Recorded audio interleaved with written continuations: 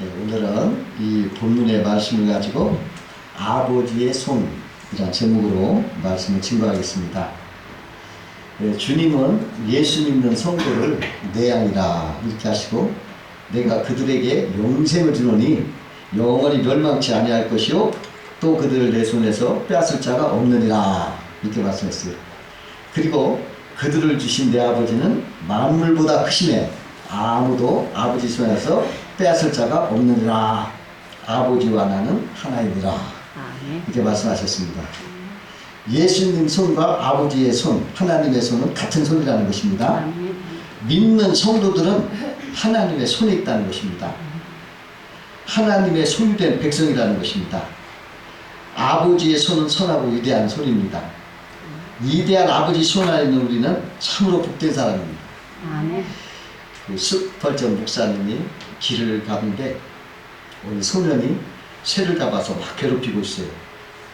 막 괴롭혀 놀고 있으니까 스펄전 목사님이 그 소년에게 얘 그 새를 어떻게 하려고 하냐 그랬더니 얘 좀 더 괴롭히다가 죽일 거예요. 그러니까 스펄전 목사가 그 소년에게 돈을 주고 그 새를 사가지고 날려줬어요.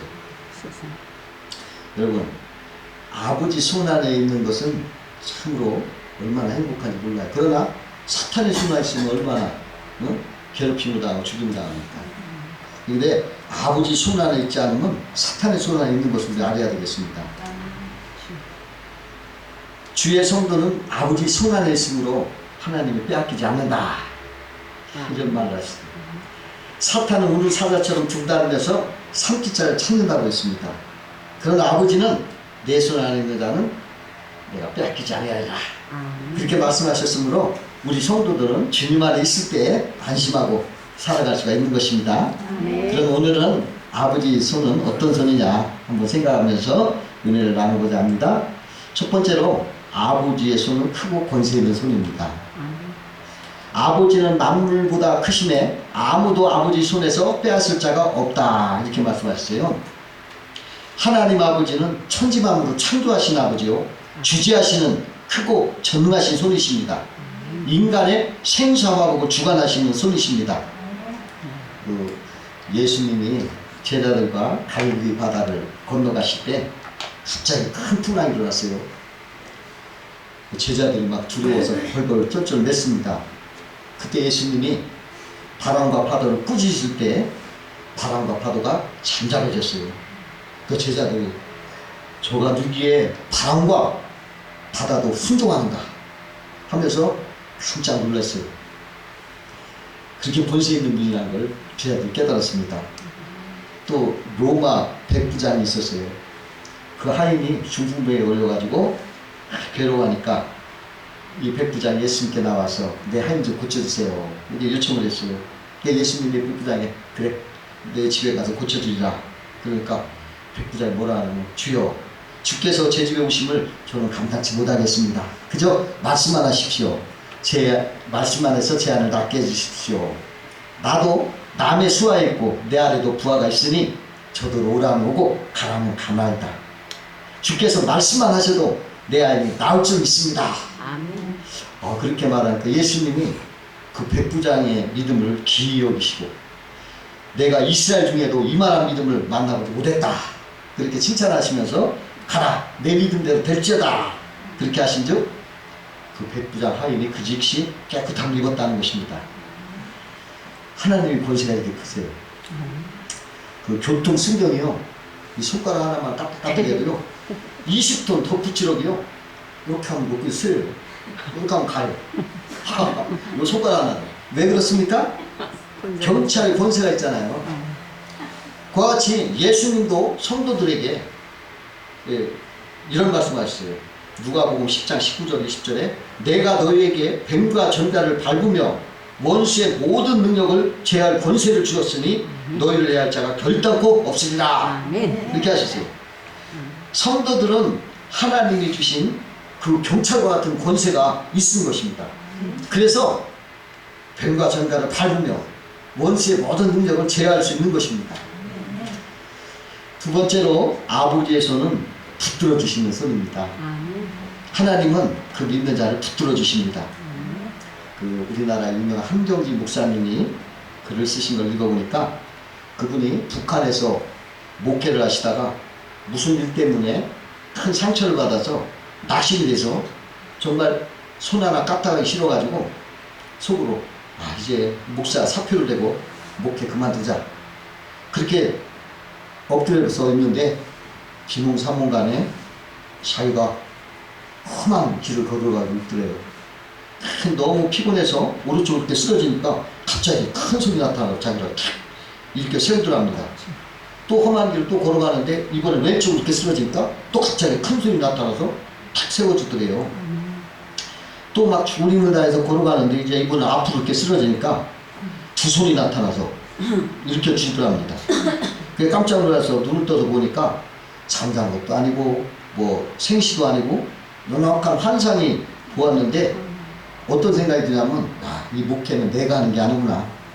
내가 하는 게 아니라 내 힘이 아니라 하나님께서 붙들어 주시는구나. 아멘. 그렇게 생각하시고 깨달아서 그 후에 목회를 끝까지 무사히 하셨다 이렇게 기록했다는 것입니다.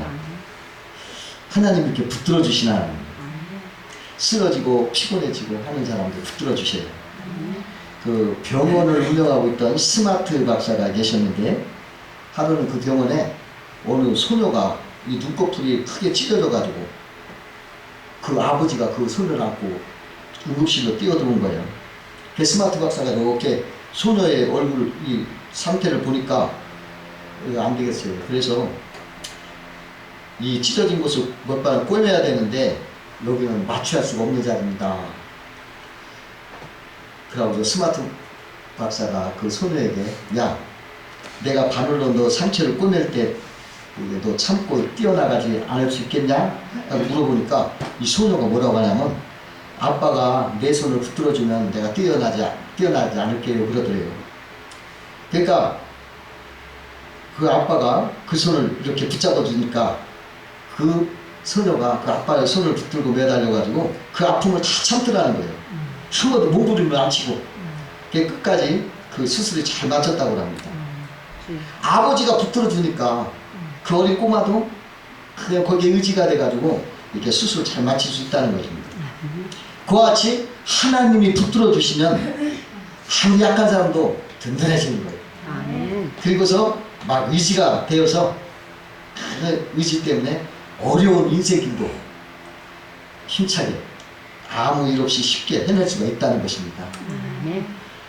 그 하나님은요 천사의 손길을 통해서도 우리를 붙들어 주시는 거예요. 그 가이드 포스트에 실린 글에 이런 글이 있어요.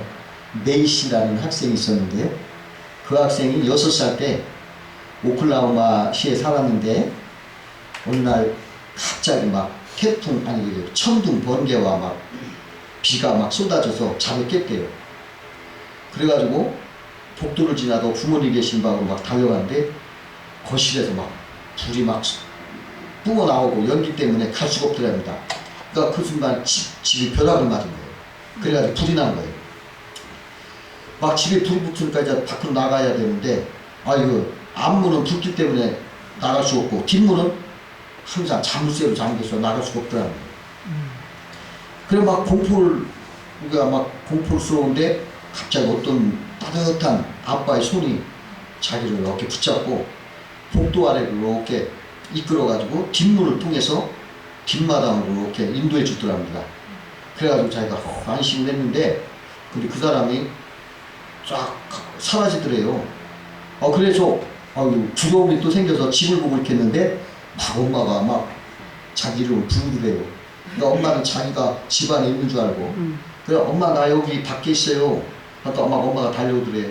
그 엄마랑 같이 집 앞으로 갔는데 거기에는 아버지가 있더래요. 아버지가 자기 동생 여동생들을 붙잡고 너 메이시 너 어떤 일이냐? 내가 너를 가려고 했는데 둘 때문에 못 갔어. 그래서 내가 열쇠를 못 열어줬었는데 어떻게 나왔어? 이러더래요. 그러니까 아버지가 온 게 아니에요. 이거 보니까 놀랍게도 하나님이 천사를 보내신 거예요. 그 천사의 손을 붙잡고 인도에서 나왔던 거예요. 그 사람 그걸 간증으로 썼던 거예요. 하나님은 이렇게 오늘날도 여전히 믿는 성도들이 위급할 때 이렇게 천사를 통해서 이렇게 붙들어 주시는 하나님이십니다. 아멘. 세 번째로 아버지의 손은 소유된 백성을 아끼고 기뻐하는 손이십니다. 성도는 아버지 손에 있는 그의 소유된 백성입니다. 하나님은 그의 소유된 백성을 끔찍이 생각해요. 그리고 아주 아끼시는 거예요. 이사야서 43장 1절 하반절에서 2절에 보니까 이런 말이 써 있어요. 내가 너를 지명하여 불렀나니 너는 내 것이라. 내가 물 가운데 지날 때 내가 너와 함께 할 것이나 강을 건널 때 물이 너를 침몰하지 못할 것이며 내가 불 가운데 지낼 때 타지도 아니할 것이요 불꽃이 너를 사리지도 못하리니. 그렇게 하셨고 4절에 보니까 내가 내 눈에 보배롭고 존귀하며 내가 너를 사랑하였은즉 내가 내 대신 사람을 내어주며 이렇게 말했어요. 하나님은 자기 소유를 끔찍이 아끼시고 사랑하신다는 것입니다. 그 어느 유명한 목사님이 개척교를 하실 때 어느 수요일 저녁 예배에 할머니 한 분이 이렇게 나오시더래요. 새로. 개척교회 성도가 없으니까, 별로 없으니까 얼마나 기쁘고 반가운지 같이 예배를 잘 드렸다고 그래요. 근데 예배 끝나고 집에 가시는데 하필이면 그날 그 할머니 신발이 없어진 거예요. 근데 할머니가 이거 시험 들으면 어떡하나, 시험 들으면 교회 안 나오면 어떡하나, 그냥 이리저리 신발을 찾는데 끝까지 찾지 못했대요. 그래서 한 구석에 이렇게 놓여있는 때묻고 낡은 고무신 있길래 그걸 꺼내다가 할머니 오늘 이선 이거 신고 가세요. 다음에 새 신 사드릴게요. 이렇게 들으니까 찾았네요. 그게 내 신발이에요. 그렇게 좋아하더래요. 근데 그때 목사님이 그걸 뭐 깨달은 게 하나 있었어요. 뭐냐면 야 저렇게 때묻고 낡은 고무신이지만 자기 것이니까 그렇게 좋아하는구나. 야 하나님께서도 우리가 아무리 때묻고 낡아서 보기가 좋지 않아도 자기 백성이니까 좋아하시겠구나. 매우 기뻐하시겠구나. 그런 생각이 들면서 큰 은혜 받았다고 그래요. 누구나 자기 것을 더 해찰가고 아끼게 되는 거예요. 자기 것을 이렇게 아끼기를 외쳐요.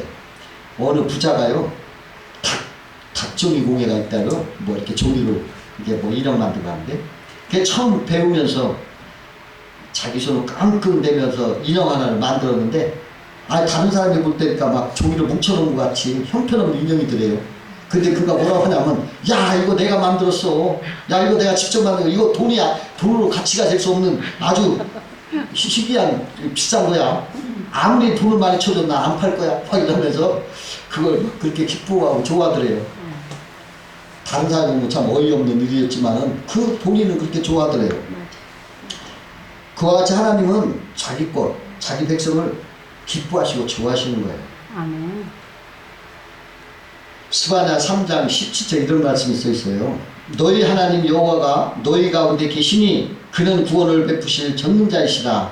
그가 너로 말미암아 기쁨을 이기지 못하시며 너를 잠잠히 사랑하시며 너로 말미암아 즐거이 부르며 기뻐하시리라. 이렇게 말씀하셨어요.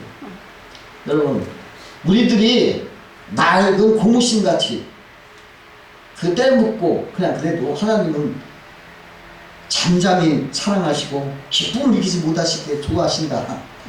얼마나 좋으신 분이에요. 그걸 믿으시기 바랍니다.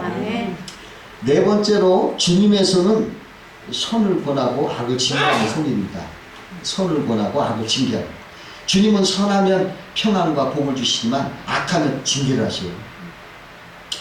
어느 날 그 유명한 부흥 강사 무디가 이렇게 있는데 어디 여자 교인 한 분이 찾아오더니 말을 하기를 제가 아무리 범죄하고 그래도 하나님은 나를 그냥 내버려 두세요. 그러므로 하나님은 계시지 않는 것이 분명합니다. 그러니까 이야기를 듣던 무디가 그 여자를 이렇게 쳐다보더니 부인은 지금 부인이 스스로 그리스도인이 아니라는 것을 증명하고 있는 것입니다. 왜요? 나는 교회를 얼마나 오래 출석했는데요. 부인이 이렇게 반문하자 무디가 이렇게 말했어요. 당신이 그리스도인이라면 하나님은 당신을 그대로 놔두지 않았을 것입니다. 그렇게 말하더니 하나님은 그냥 버려뒀다는 거죠. 그러니까 자녀 아니라는 거죠. 여러분 징계는 자녀에게만 하는 거예요. 자녀이기 때문에 하나님 우리를 징계하시는 거예요. 여러분 부모가 자기 자녀를 사랑하기 때문에 징계하죠. 잘못한 거 그거 가만두지 못하니까, 방관할 수 없으니까 사랑의 채찍을 드는 것입니다. 하나님도 마찬가지예요. 자녀들이 잘못하면 징계의 채찍을 드시는 거예요. 그러므로 우리가 징계를 받을 때 하나님 나를 사랑하시는구나 깨달으시기 바라요. 아멘. 아이고 하나님 나를 미워하시나 봐 이러는 게 아니에요. 나를 사랑하시니까 나를 잘하게 하려고 이렇게 하는 거예요. 그 한 양치기 목자가 항상 아침 일찍 연한 풀을 들고 우리로 들어가는 거예요. 매일 그러니까 사람들이 왜 그럴까 하고 궁금하게 여겨가지고 마을 사람 한 분이 그 양치기를 따라서 뭐 하나 들어갔더니 그 양치기가 그 부러진 양, 다리가 부러진 양을 이제 풀어놓는 거예요. 그래, 어쩌다가 양의 다리가 이렇게 부러졌습니까? 사나운 짐승에 물렸습니까? 그러니까 양치가 태어난 표정으로 내가 부러뜨렸습니다. 그래 그 사람 깜짝 놀랐어요. 아니 당신처럼 양을 사랑하는 사람 많은 내가 보지 못했는데 양이 다리 왜 부러뜨리다니? 왜 부러뜨렸습니까? 그러니까 그 양치가 이렇게 말하는 거예요. 이 양은 자꾸만 담을 넘어서 달아납니다. 몇 번이나 반복했습니다. 목장 주변에는 사나운 짐승들이 많습니다. 그래서 담을 넘지 못하게 다리를 부러뜨린 것입니다. 그러니까 목자는 양을 맹수로부터 보호하기 위해서 할 수 없이 다리를 부러뜨린 거예요. 하나님은 가끔 사랑하는 사람들에게 이렇게 징계의 시련을 주시는 것은 죄 때문에 멸망하지 않도록 그렇게 하시는 것이라는 거 여러분 믿으시 바랍니다. 아멘. 그 북극 탐험대였던 존 프랭클이라는 사람이 있었어요. 그가 어느 날 눈과 빙산 사이에서 막 추워 떨며 잠든 일행을 보았어요. 그 탐험대장은 30분이 지나면 의식이 없어진다는 걸 알고 그들을 깨웠습니다. 그러니까 그들이 너무 피곤해서 그렇습니다 하고 좀 쉬기를 원합니다. 좀 놨더니 30분 지나니까 과연 그들이 움직이지 못하는 거예요. 그래가지고 탐험대장이 막 그들을 막 때렸대요. 막 때리고 막 했더니 그들이 겨우겨우 일어나서 오두막으로 비틀비틀 거리면서 갔기 때문에 살았다고 합니다. 그들을 때린 그 손이 그들을 구원의 손이 됐다는 것입니다. 그 감리교의 창시자였던 요한 웨슬레의 어머니 수산나가 19명의 자녀를 낳았대요. 엄청난 숫자죠. 그러나 수산나는 그들을 하나같이 신앙적으로 훌륭하게 잘 길렀다고 해요. 한 번은 수산나가 자기 자녀들에게 사과 하나씩을 나눠줬어요. 그 나눈 것은 바구니에 넣어가지고 높은 선반에다 올려놨는데 요한 웨슬레가 사과가 더 먹고 싶어서 몰래 선반에 있는 사과를 이렇게 꺼내 먹었어요. 훔쳐서. 나중에 수산나가 그것을 알고서 요한 웨슬레를 불러다가 따끔하게 혼을 냈어요. 회초리를 얼마나 때렸던지 그 맞은 자리에 막 피가 흐를 정도로 했답니다. 나중에 요한 웨슬레가 그때 일을 회상하면서 이렇게 말했다고 그래요. 만일 그때 내가 어머니께로부터 실컷 매를 맞고 혼나지 않았더라면 나는 아마도 지금 내가 이 자리에 있지 못했을 것이다. 응? 그렇게 말을 하더라고요. 그 어떤 젊은이가요 강도와 살인죄로 사형을 당하고 있어요. 그 재판장이 마지막 너 하고 싶은 말 뭐냐? 그러니까 제가 어머니한테 꼭 하고 싶은 말이 있습니다. 그래서 어머니를 가까이 가게 했어요. 그러니까 젊은이가 어머니 귀 좀 가까이 좀 오라 좀 하는 소리를 하니까 귓가를 가까이 대니까 갑자기 귀를 확 물어뜯더래요. 젊은이가. 깜짝 놀랐죠. 그 재판장이 크게 호령했어요. 막 꾸짖으면서 왜 그랬냐고 그랬더니 그 사형수가 이렇게 말하더라고요. 내가 어렸을 때 학교에 가서 애들 학용품도 훔쳐오고 책도 훔쳐오고 그러면 그거 잘했다. 엄마가 그랬더라는 거예요. 그래서 나는 그게 잘하는 줄 알고 자꾸 하다가 이렇게 지금 나쁜 버릇이 커져가지고 이렇게 죽게 되었다. 만약에 그때 그 잘못을 어머니가 꾸짖어 주셨더라면 내가 이렇게 사형당하지 않았을 텐데 하면서 막 얘기하더라는 거예요. 하나님은 자기 백성을 사랑하시기 때문에 죄를 지으면 버려두지 않고 징계를 꼭 하십니다. 이게 징계가 없으면 사생아예요. 버린 자식이란 말이죠. 하나님은 우리를 징계하다가도 또 사모해 주신 하나님. 욥기서 5장 18절에 그런 말씀 있어요. 그러므로 우리가 징계를 받을 때에도 인내하고 기쁘게 여기고, 그걸로 인해서 우리가 연단을 갖고 정금처럼 나와야 됩니다. 하나의 훈련이죠. 정금처럼 나와야 돼요. 욥기서 23장 10절에 그러나 내가 가는 길을 그가 아시나니 그가 나를 단련하신 후에는 내가 정금처럼 나오리라. 그렇게 말씀하셨어요. 주님의 징계는 더 고귀한 정금처럼 이렇게 귀하게 만들어서 자기 백성을 망하지 않고 고귀하게 사용하시려고 그렇게 징계하시는 것을 여러분 알고, 여러분